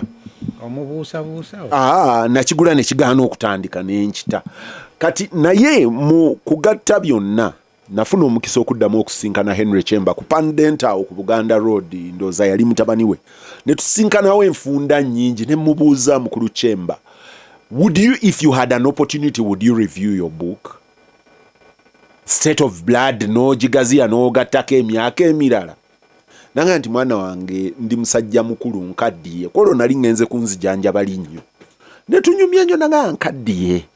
Naye nti bye nalaba luli bwe mba waakuwandiika kitabo kirala nzijjako kava mu ngeri ya kubalaata nanga nti nenkyusa bakarakita nti ekitabo kiyinza obutakyuka nnyo ne muga ng'oli bruto omusawo eyali ankolako mutabani we n'atugoba nze ne mukulu Chemba bwe twali tukyanyumya emboozi yaffe omusawo eyali ankozeeko nannyini ate nga mutabani we yatugoba fembi naga nti yali sensitive okukozesa ekitabo omushana mujja kwonoona ki bizinesi yange ekisooka nti we twali tutudde ng'abajja ne bawuliriza emboozi ne batubuuza n'atugamba muve wano mugende. Mukulu Chemba teyakomawo n'addamu n'ampita wano Ntindaawo. Waliwo Ntindaawo ne tutuula ng'ali very disappointed nti ebintu bye yalaba luli bingi ku byo bizeemu naye nga mukyalenjinga muganda naye wawandiika. It would be good to review and write again. Nanga mwana wange luli nayina n'omukisa oguwandiika. Simbagane ne bannamawulire wano ku Radio Simba. Peter Kibazo mu studios ogikwanjuya John Kakande Haruna Kanabi Charles Romshana ne Muwanga Kivumbi.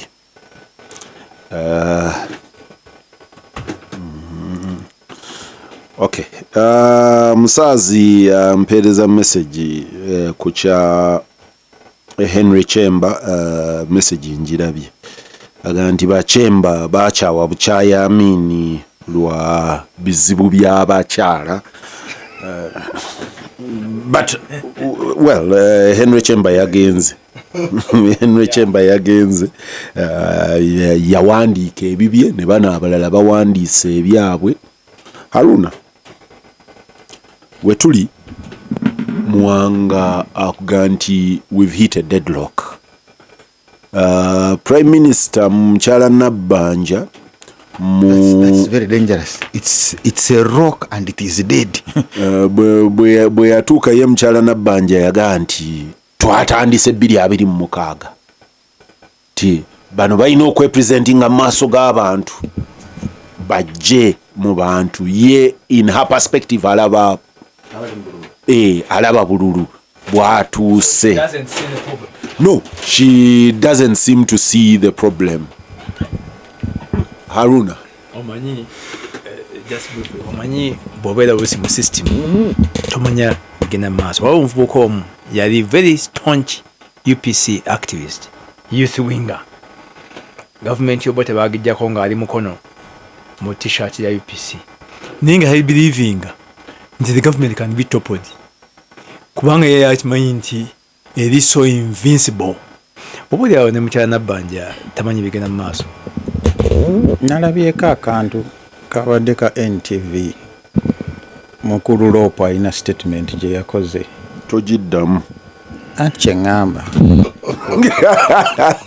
ku nsonga eyo so mukulu Kibazo kaŋŋende ku byange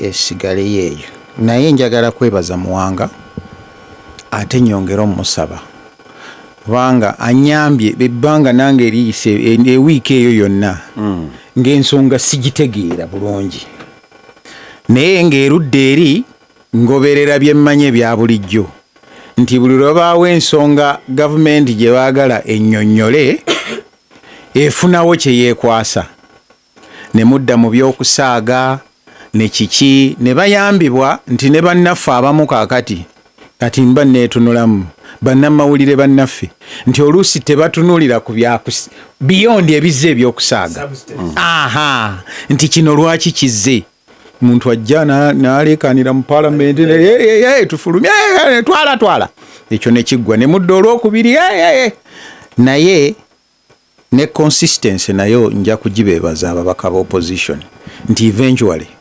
gavumenti yavuddeyo n'esoma ekiwandiiko kyayo naye nga mbadde sitegeera ekibafulumya kiki kati kiba kitegeeza nti ababaka bano nabo balina omulimu nti bonna balina okubeera consistent okunnyonnyola eggwanga olugendo luno lwe bakutte naffe okubayambako mukulu Kibazo abali mu media okwongera okubuuza nga ggwe bw'okireese kuba kati ggwe oyambye eggwanga Muwanga n'omuteeka mu kulowooza ng'alina okutunnyonnyola lwaki kino bakikola era bw'agenza okunnyonnyola nze n'enzirayo emabega ennaku zino mbadde ntunuulira ensonga gye tuyita accountability mechanisms nti Kibazo gwani akukwatako bw'oyitirira obunene tukukwasaani gye bali eri emabega wa okola ebyobufuzi kyogayi n'ojja n'engatto zo nga zo ziriko emisumaali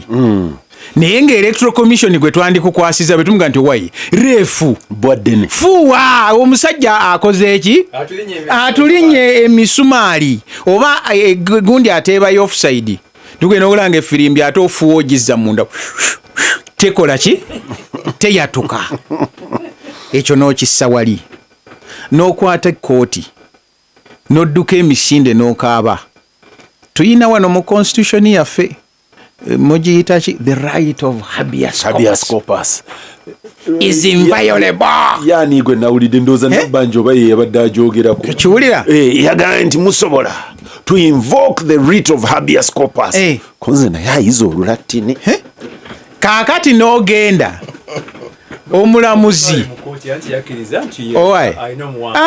nakyo weekiri bano omulamuzi n'agiwandiika Muwanga ne Mpuuga bagambye nti simujjukira linnya yabaddaani nti ye yamuyina Kibalama yakyogera kiri ku rekodi anti kyekyo kyengamba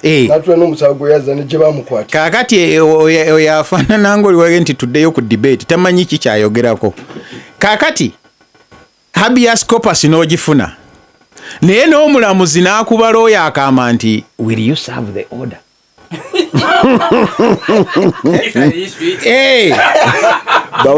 bawammese baatuula aga nti okusolovinga ekizibu kya kapa eno etubonyaabonya tugiteekemu ekidde tebuli lwe tunagiteekamu bwene ebanga ejja nekuba ekidde nga ffenna tumanya yiiyo kati ekirowoozo bwe kiggwa ne baga nti naye looya naye n'asooka agamba ani anaajambaza ekidde kati looya agamba koti ani omulamuzi agamba byoyogera mbiraba ekyo mwani kyogedde nga Muwanga tali wano because kyemugamba nti wamugambye agenda yambaza oli ekyo naye n'afuluma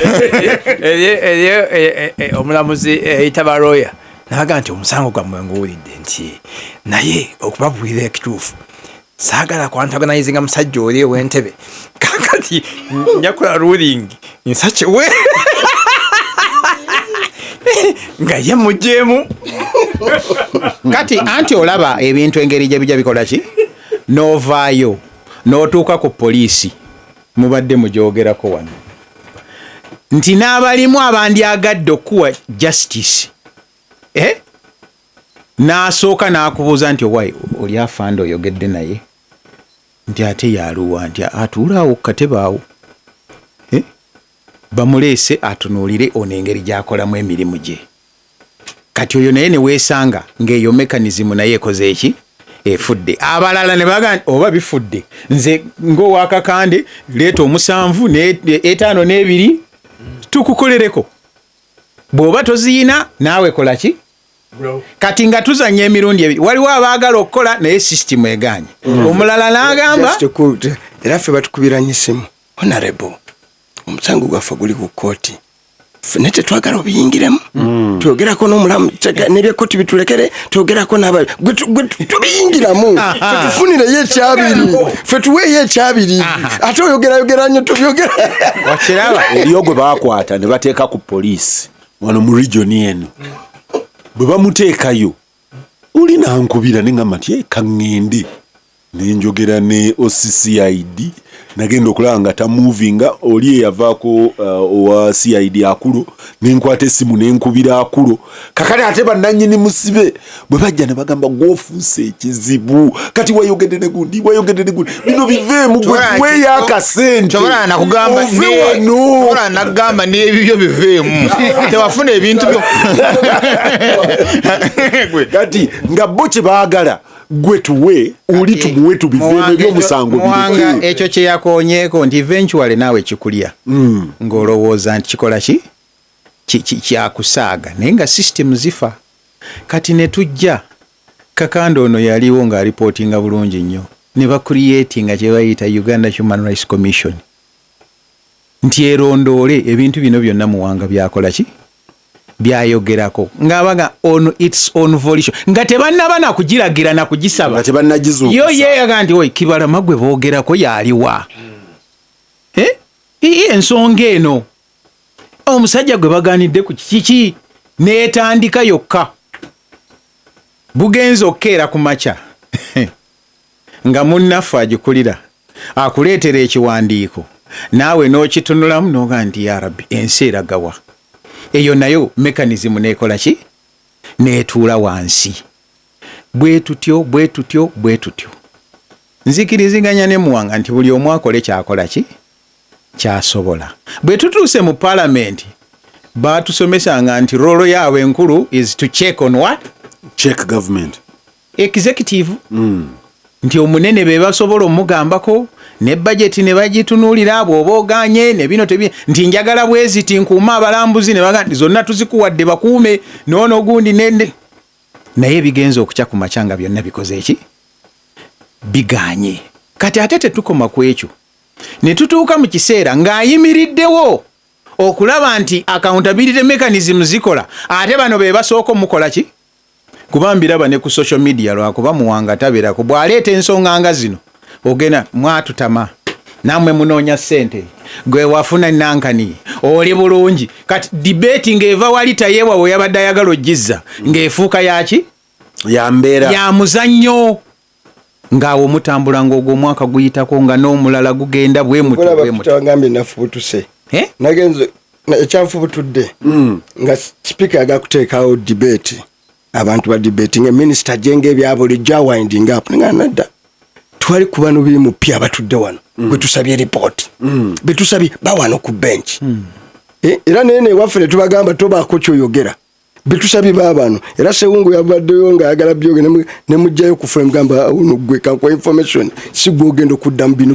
bereke bali babiddemu and that's the way so, to be system bw'ogitunuulira yonna nti tulina okubeera nga buli omu akolako kyakola kyasobola bwe tuba tunaava wano we tukola ki we tuli bwe tuba nga tukkiriza n'abalala kati bagikuliddemu ng'olowooza nti ndowooza embeera bwetyo bw'oba tolina ssente poliisi tekukolera bw'ogenda mu paalamenti your role is kubeera awo nodda abamu nno tebateesa na kuteesa naye mu kolido balaba ku TV nga aya ensonga eno biki njagala kwebaza muwanga nti ye yakozesezza essaawa ze 2 ze bamuwadde ku bwaloopu nati nkule kansuubire nti bulijjo abadde akibala kati kibazo nange kino nkiyize we bakuweera eddakiika wookola ki Gasimbagane n'asika ensonga kakati etuusiza paalamenti ku standstill katulabe ab'amaaso bawulira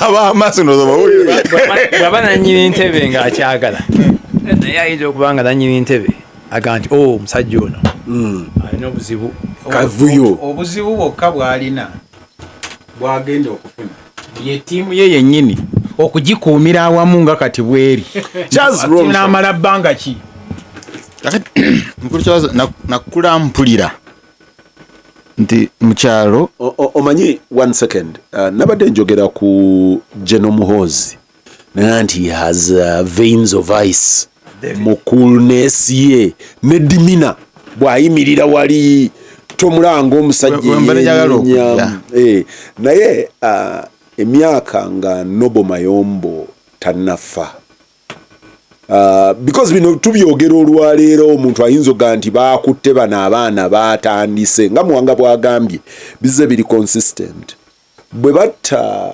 manenero nenzija wano nenkuba endulu Nobo Mayombo yandaga nti ebirala byonna asobola okubeera comfortable nabyo naye bw'ositula keesi n'ogimutuuza ku skin n'omugaa nti ono gwe you have the blood the vicarious liability is on you kimuyisa bubi nnyo era awo twavaawo ne tufuuka na bamukwano naye Muwanga maybe nga sinaleeta lw'omushana is it possible to lift the cases and stamp them on the individuals responsible? Mukwano gwange Abdallah Kiwanuka aina omuvubuka bamuyitaani namuyiga n'erinnya olw'okuba Abdallah Kanatta Muhammad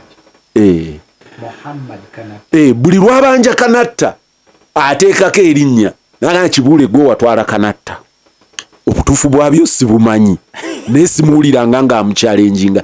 Could that be a possibility nti the cases should be driven home to the individual owners?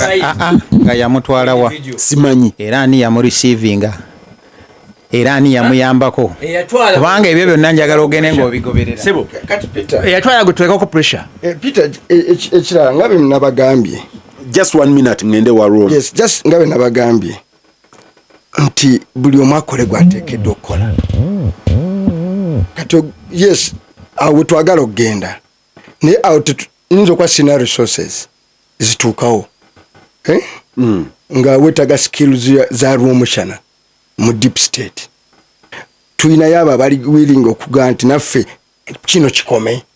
Civil society ina resources academicians academicians bakola research I'm not a researcher bakola research omulungi ne bagaa nti kino twakituuse ku gundi ono alabika so it's everybody's job. Charles Romshana kati nakula nga mpulira oba nga batugamba engo webeera ate si weeyiga so kukaalo mubeerako n'engu but when it is there it is very peaceful. Embuzi ezikima mitala egenda wala gyeki akalinga akaalo kewaba Muwanga egenda joyise mitala n'ekima y'embuzi n'ereeta wano n'erya peacefully bugomango simanyi omwali mutya kyobola kakati aba eri gy'ekima bwe bagenda okuleeta ekizibu mu kyalo kino bwe bajja nga bagigoberera ne baagala namwe babayingize mu bizibu by'engo mu kuyiga eyengo which has been a peaceful neighbor. Yengo ebba embuzi naye tebbye zammwe ebadde ebbaza abawala kakati mwandi bagambe naye mmwe kulwaki temugiriina ne mugiyiga ng'eri wammwe. That can also be the debate. Njagala kulaba kyolagasina obudde butono kakati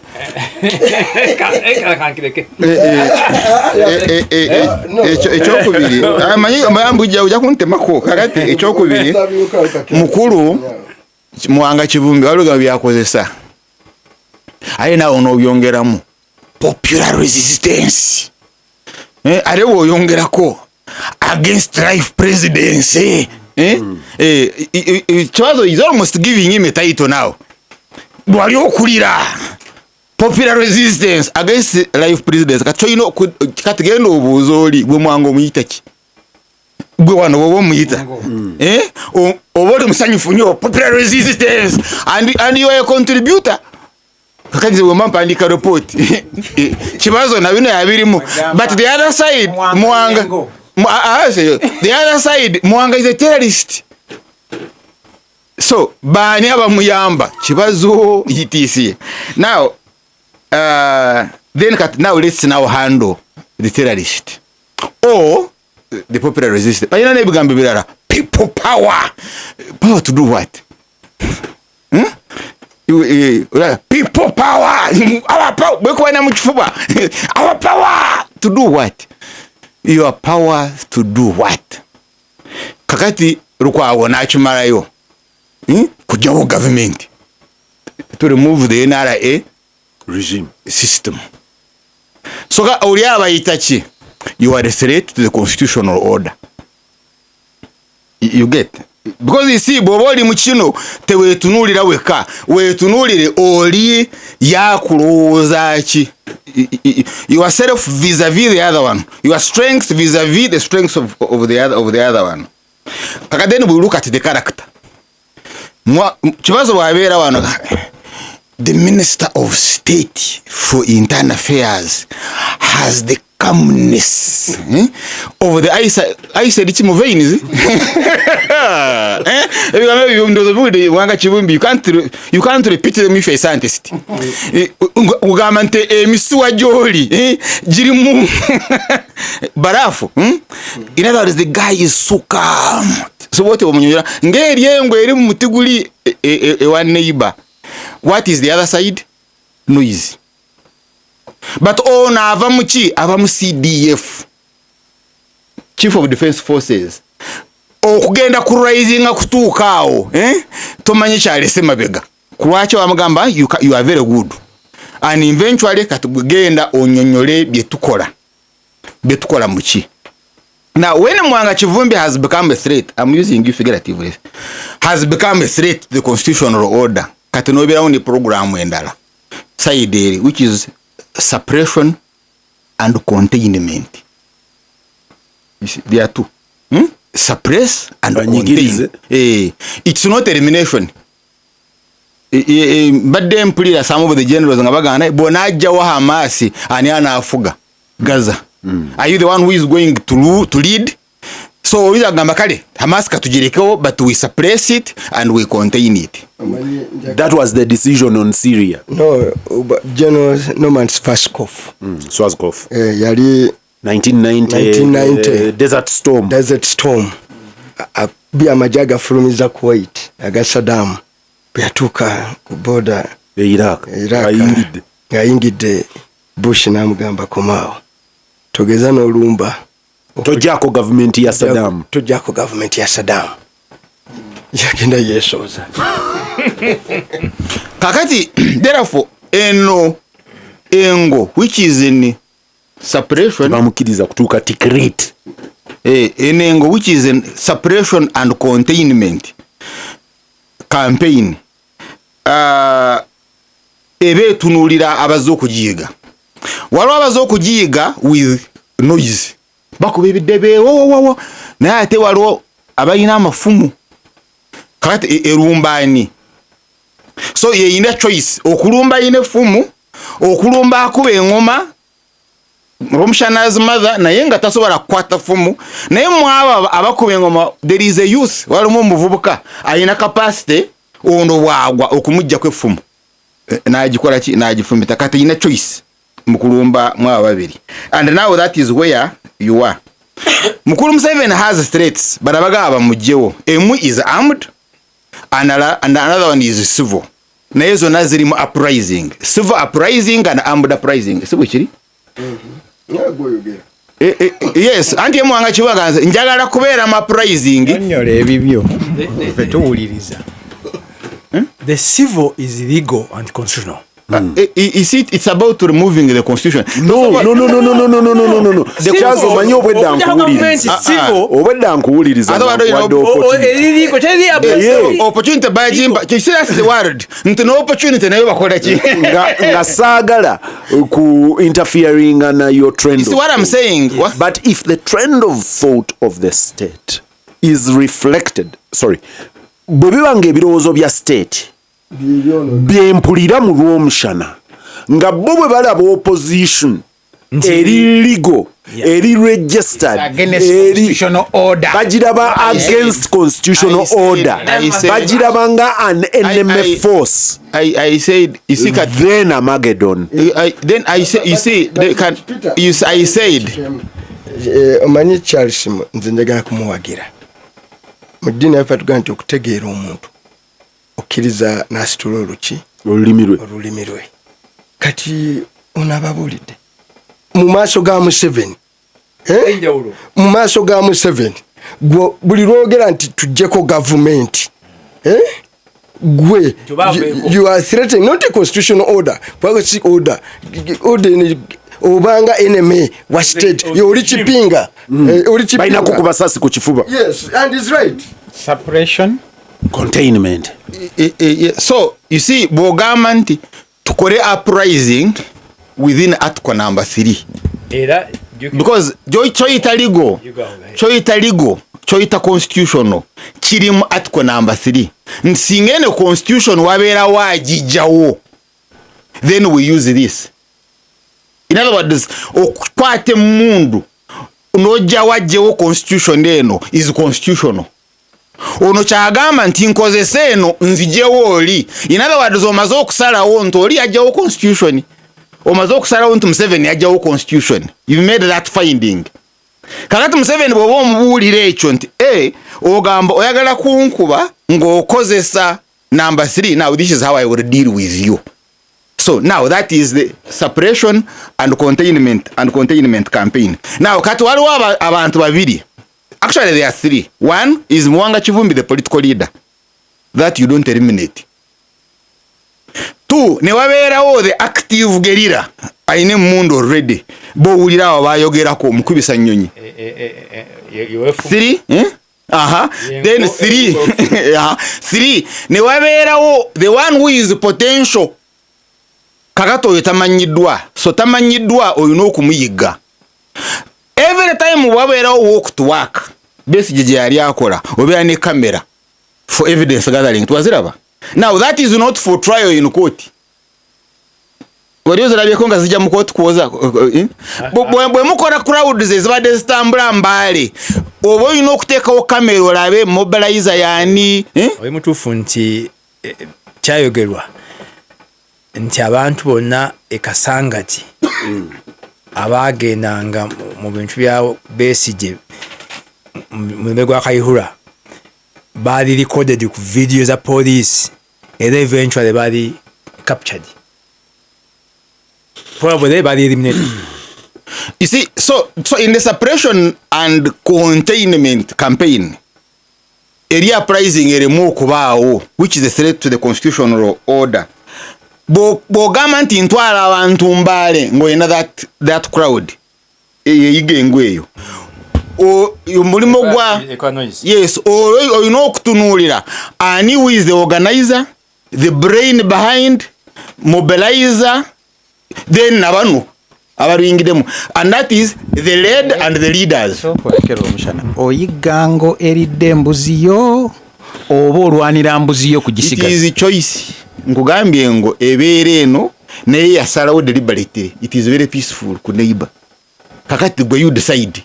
Kugenda Gasimbagane ne bannamawulire mukwano gwange nkanji Yakubu basajja bakabagambye nti byonna bye mu discussing nti Professor Ebike Kasozi mu kitabo kye bayita Social Origins of Violence 6485 abinnyonnyola bulungi aga nti naye ekyo mukyegulire.